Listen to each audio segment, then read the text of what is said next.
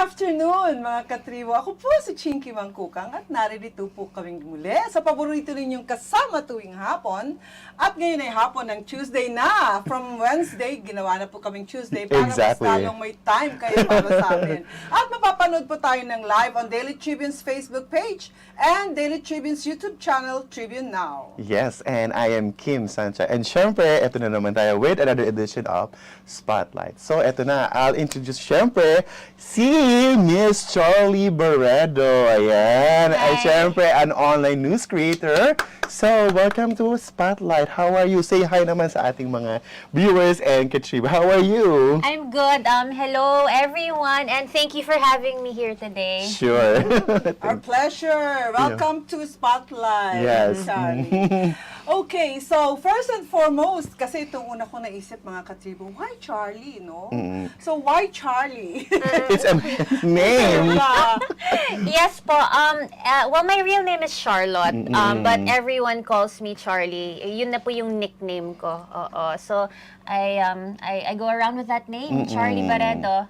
Right. That's a nice name, di ba, mga katribo? So as mentioned by Kim, Charlie is of course an online media Creator.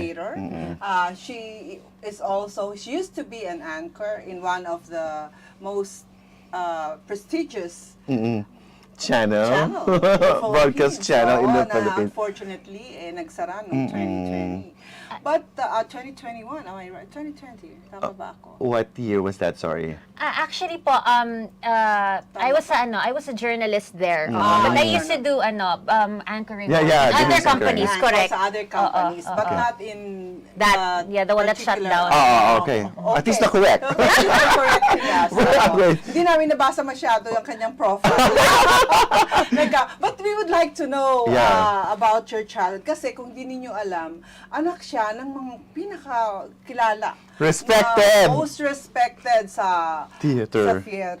Sabihin mo nga. Kaya walang iba, syempre, the Repertory Philippines. Repertory Philippines, of course, behind dyan ang iyong parents, right? Si Zenaida Amador and si baby Barredo. Barredo. So, ayan. So, I heard that siyempre, namulat ka dyan at a very young age, right? So, how was your experience, How is it as a child, growing up with two artistic, two really big cheeses in the industry? Theater.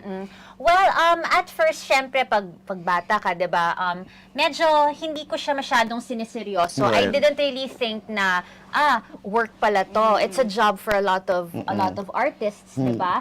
Pero at that moment, I was just enjoying doing theater, musicals, and straight plays. I enjoyed actually doing straight plays. And it was just fun for me. And then I met my friends there. So very happy. You studied in Colegio de San Agustin, and of course in Assumption. And we know that these two schools, they are heavy with plays and with arts. How is it? Were you active in some plays when you were in Colegio de San Agustin? Did you participate in plays? Or musicals. Actually po, I wasn't that active because I started theater at a very young age. So when I was doing theater, after school, diretso na po ako sa Repertory Philippines. Wow! Repertory agad? Yeah, nahiya naman ako, Repertory Philippines. I started working at a very young age. Pero para sa akin, hindi po yun. It didn't feel like work. Okay. So parang an extracurricular activity lang po para sa akin. I wanted to I tried sports, but I only lasted for like a week na lang. What sport? Football or like soccer. And grabe naman pala yung yeah, but I only lasted for Football. 1 week. And it wasn't for me talaga. I consider myself, at least at that time, very artistic. Okay. So yun. So you are going to the theater after school, parang normal lang, ano? Parang siguro kung ako yun, ano naman ba naman ito? Natuwa ako sa kanya, extracurricular activities. Nakakaya naman yung extracurricular activities niya from Repertory Philippines. No, sorry, di ba you said, you were exposed to theater, I mean musical or plays. What was your first musical or play na napanood? I think it was maybe Kismet or King and I. Kismet or The King and Oh, I? I don't remember. I think one of those two. Mm-mm. Do you remember the actors?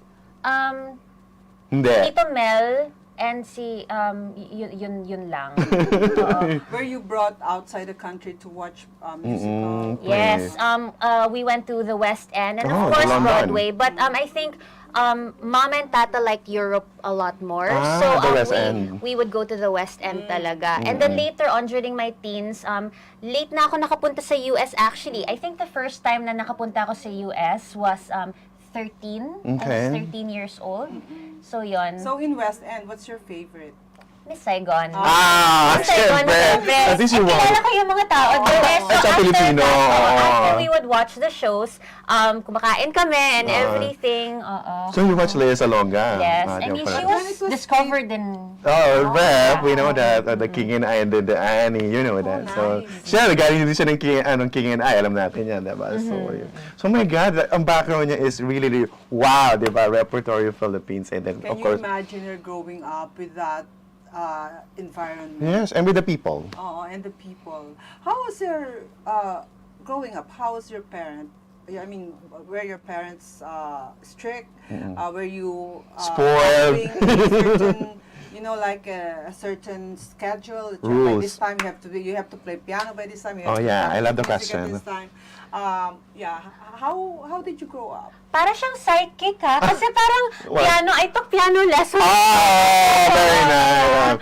Oh, you took piano, okay. Yeah, but I'm not super a professional at piano. Pero yes po, I was they spoiled me a lot and they were also very strict.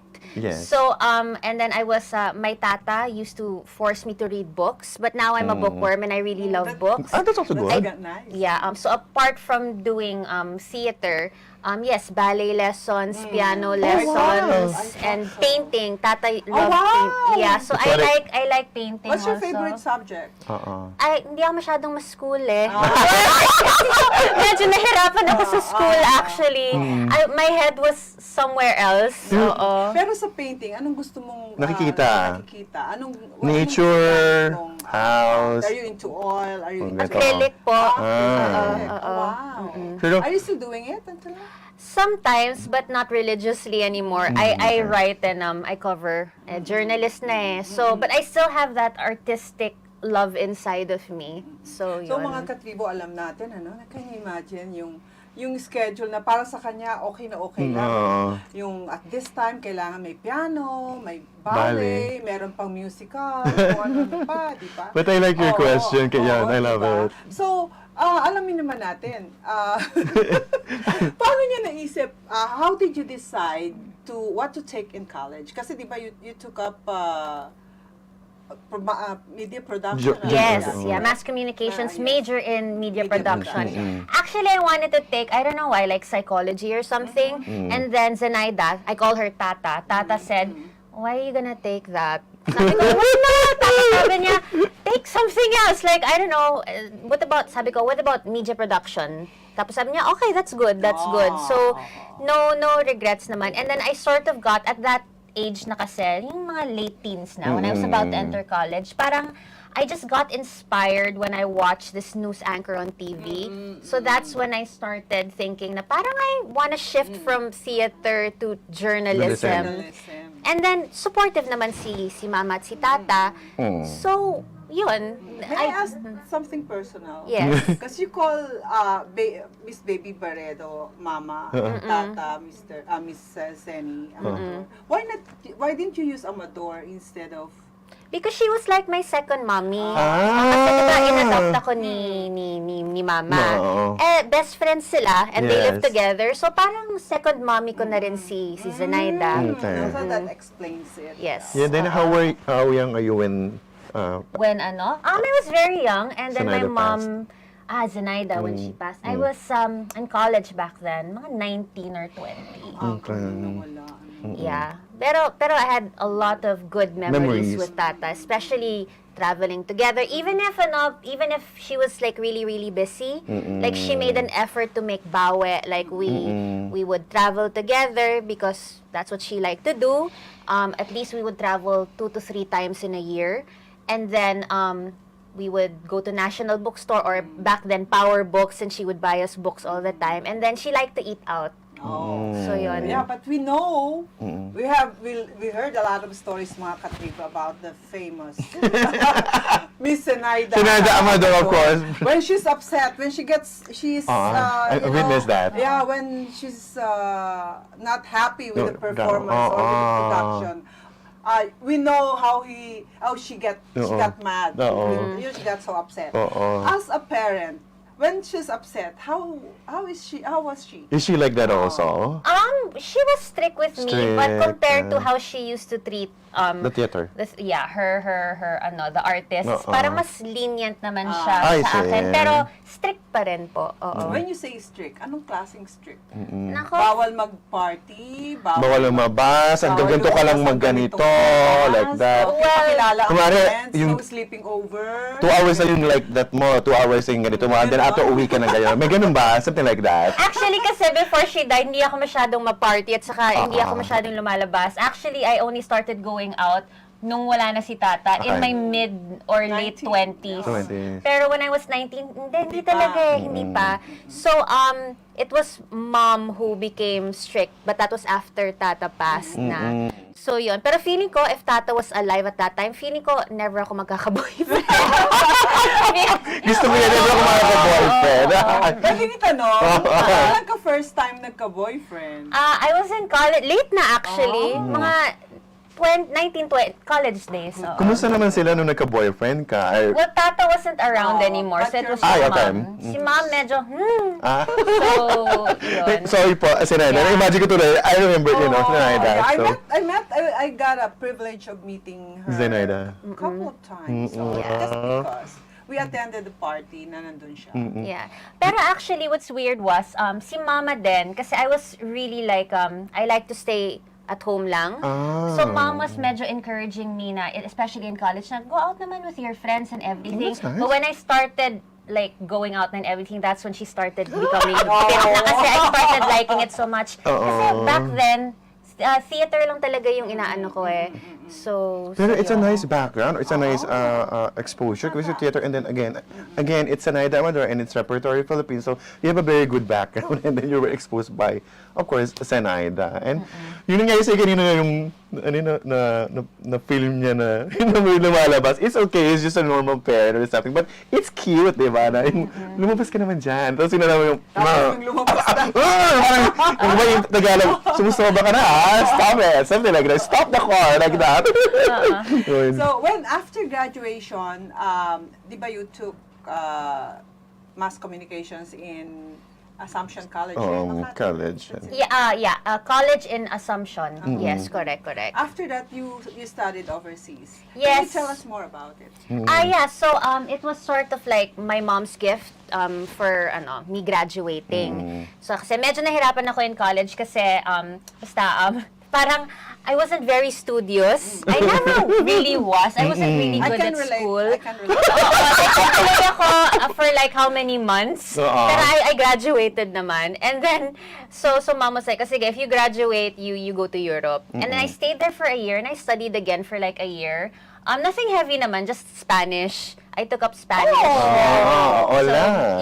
So I was getting... So you stayed in Spain? Yeah, I stayed in Spain. Wow. Like a Where year. in Spain? In Madrid po. Wow. Alright, so In tell us Madrid. more about that. So, How was your, study there? I mean, yeah, I was around, mid-20s na ako, mga 24, 25. And then, yun, it wasn't anything new for me though because we were traveling a lot even before that. And then I would go around. I went to Switzerland and other countries that I haven't been to. And it was hard kasi here in Manila, syempre, may mga yaya at driver dito, right? So when I got there, very independent. I had to learn how to cook, to commute and Laundry. everything. So nung una, I was crying. I wanted to go home. And then after a year, my mom was like, oh, you wanna stay there? Diyan ka na lang. Hindi, I wanna go home. oh yeah. Pwede ko yung itsura niya nasa Spain, hindi na lang gagawin. It's not everyone's like they wanna leave and they want greener pastures abroad. But for me, it's not what I wanted. It's really That's not right. for everyone. So, right. gusto kong bumalik. So, I came back, but I learned naman a lot. How often did they visit you when you were in Spain? Spain. And why Spain? Why did you choose Spain? Well, kasi si Mama, she has Spanish blood kasi. She has Spanish and American blood. And then we have relatives kasi in Spain, so Mom didn't want me to be alone. So, I stayed with relatives there from time to time. And then, I just really like Spain because I also wanted to brush up on my Spanish. Sayang na nga, I don't really speak it that well and you don't anymore. practice it kasi Wala nawawala na. talaga.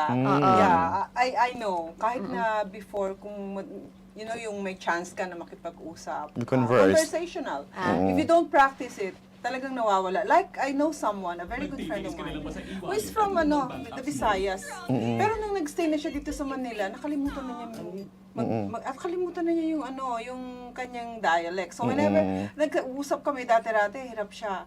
Ngayon, hindi niya alam kung paano magsalita ng Bisaya. So, pag ganun din, in any language. Yeah, any language. Oo. Kaya, minsan, kagaya niyan, if you speak English all the time, pati pag-isip, hindi mo na alam kung paano mag-isip ng Tagalog. Okay. Bueno, vamos sa practical. Entiendo. I was about to ask kanina yung kumusta yung buhay mo sa Spain. Sino yung sabi yung you have to do everything there. Yeah, you're right. It's gonna be a big adjustment and then of course you're gonna cry. So Pero I had fun naman. I had fun. Pero after that, medyo napagod na ako. And so after that, I didn't travel anymore. Why? I'm turning 38 this year, and the Wow, last time I see? traveled out, yeah, 38 daw siya, parang hindi naman, parang, I'm gonna accuse you of fake news. Fake news ka. You're not. Yeah. They look No, seriously, yeah. kids today. so Sorry. yun, 25, I think that was the last time I traveled. So it's been, Oh. What? nag-retire na, napagod na talaga ako. Kasi I started really young, and then after that, I lived abroad. So parang, ayoko na mag-travel. Nakakapagod eh. Yeah, totoo.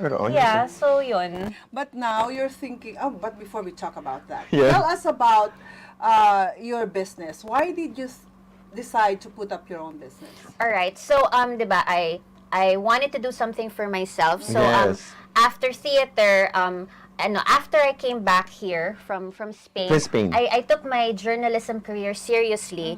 I started working in different media companies, and then the last one was in a very big media company, and then it shut down in 2020. So I'm guessing you guys know what company Yes, that is. yes. Okay. So when that happened, just like any other creative person who was parang trying to find their way during the pandemic, diba? I put up my own online media news outlet called BuzzBeat Media.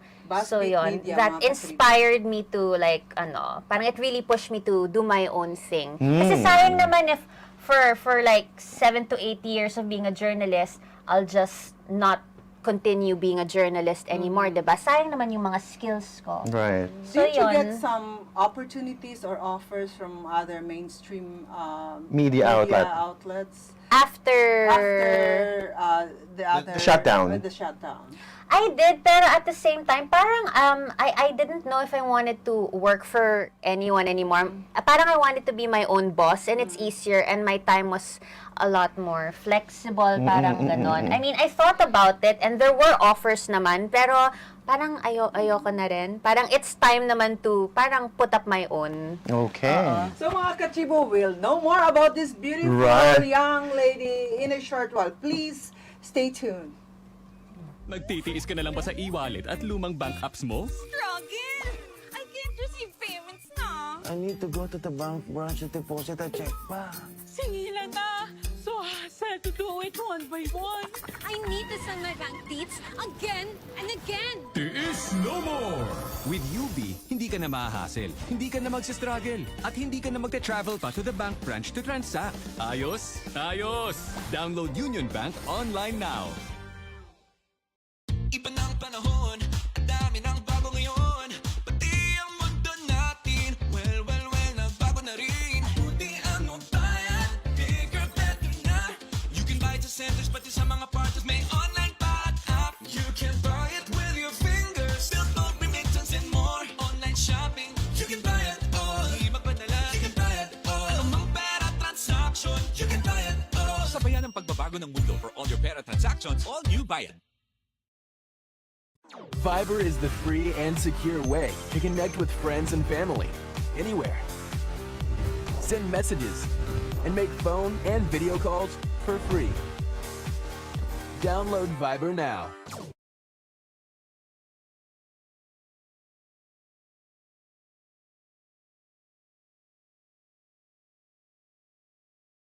Nagtitiis ka na lang ba sa e-wallet at lumang bank apps mo? Struggle!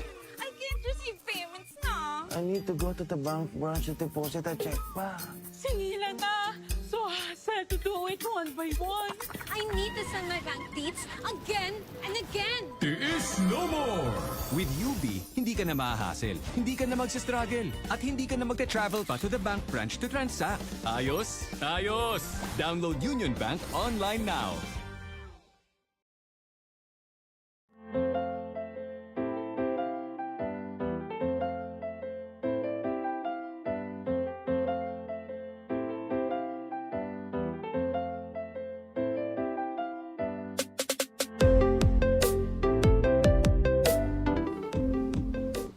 Welcome back mga katribo, dito lang sa Spotlight. So again, this beautiful lady is on Spotlight. Okay, you were just talking about your business, and you said that you'd like to have something you can call your own and be the boss of yourself.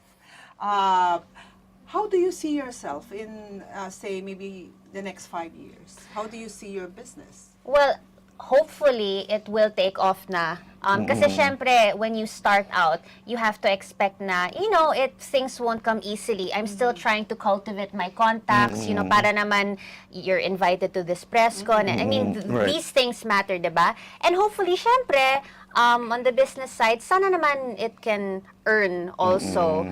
But these things take time, Oh, of course. right. What do you like writing about? Yeah. What's your favorite? Or what do you normally write? Well, my first 2 years of being a journalist, nasa political beat ako.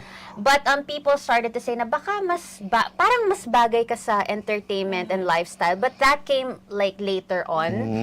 So feeling ko mas bagay nga ako doon because also of my background Right. before, right? No. Yung theater background. So when I go to coverages, yung lifestyle or entertainment, parang the people that I worked with, yung mga artists, they do movies also, di ba? Yung Right. theater people. So Yes. parang, wala lang, parang reunion lang. So I feel more at home, I think. But I also have friends then who are in politics. So when I see them also, parang, I think I like politics and entertainment and lifestyle. Yun. In connection dun sa sinabi mo kanina, diba you were an anchor before, and then, may nang interview ka na ba ng mga politicians? Yes, actually, What was your memorable experience? I mean, since you were talking about entertainment, lifestyle, then politics, right? You were again exposed to this time to politics. So, how did you find politics and your memorable interview? Actually, I became that's when I started my journalism Yes. career, right? So at that time, elections,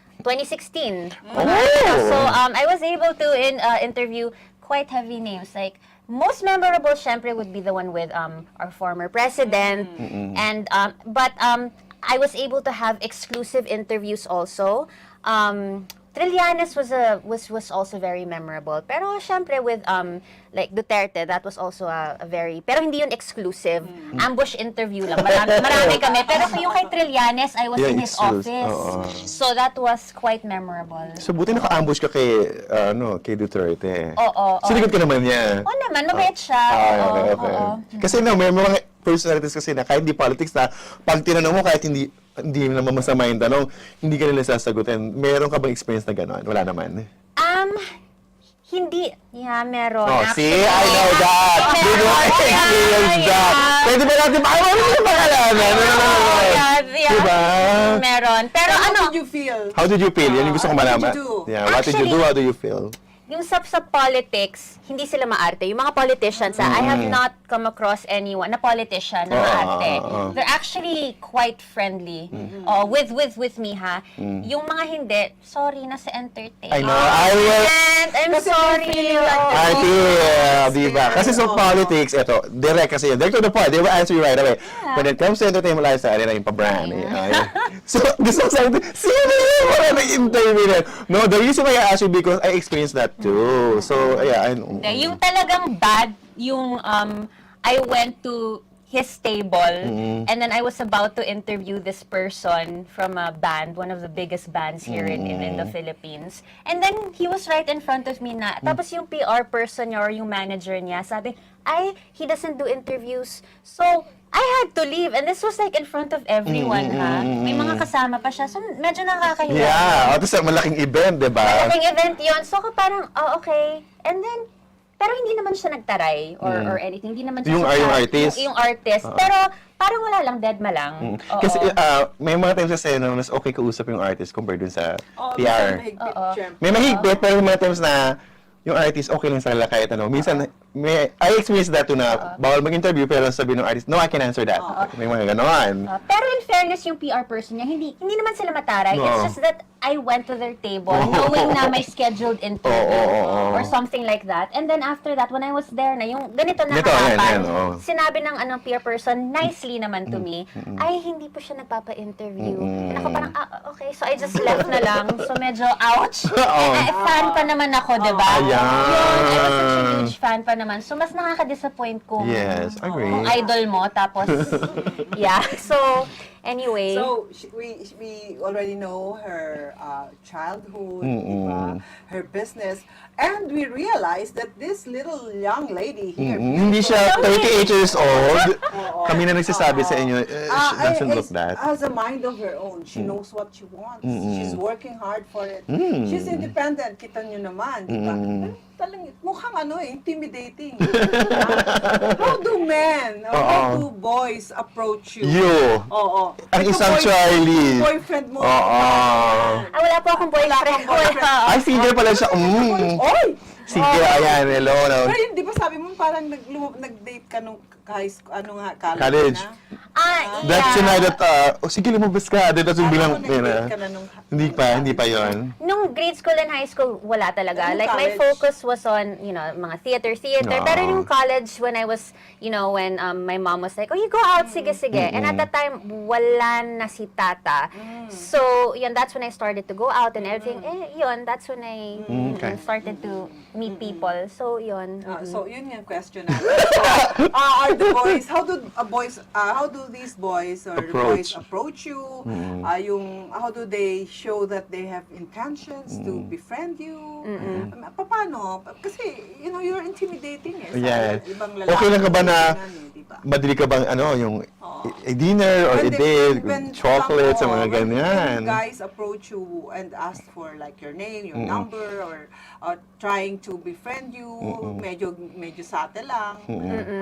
Paano ginagawa nila? Or how do you Entertain, How do you entertain or react? Well, back then, during my earlier years, parang marami kami, more of with friends. And pag medyo seryoso na, they would come to the house and meet mom. Pero not a lot would only yung parang my first boyfriend, that's when he came over and met mom. Medyo na-intimidate That's din in siya. College na to. And then there was this one guy na medyo hindi ko masyadong gusto, pero wala lang, for some reason, nakapasok siya sa village namin. And no choice but to meet mom. Pero sobrang ayoko. Pero bumaba naman si mama and met him. Pero sobrang ayoko. Ayaw mo siyang labasan. Hindi talaga, oo. So only 2 guys really met my parents. Tapos yung mga iba, parang nahihiya akong iharap.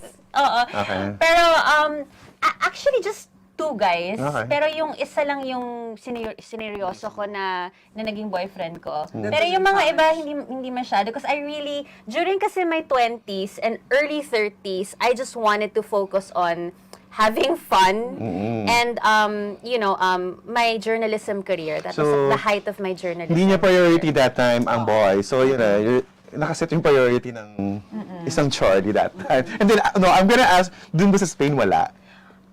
Syempre meron. Oo, so alam mo pero naman not dyan. naman like boyfriend. I was still, traveling. Oh, yes. And then, it was very fun kasi I was with my classmates. So, wala pa yung settling down. I was mid-20s lang ako at that time. So, yon. But even when I was there, parang I knew I wanted to come back and pursue my journalism career. Kasi hindi ko pa yun nagagawa. I did not see myself talaga living anywhere else. I really wanted to live here. Oo. Okay. That's good. So what's your plan? Any plan for the future? Business-wise, career-wise, anything that you Do you can plan to share? study pa ba or something like that? Yeah, actually that's my goal. For this year, I really want to focus on trying to make BuzzBeat Media thrive. Oh. Hopefully. And probably next year, I'm looking at some schools na maybe I can probably go to abroad. Even for just like a short time lang, like Sure. like a Of month. course. And yeah, another thing that I'm venturing into is real estate. Yeah.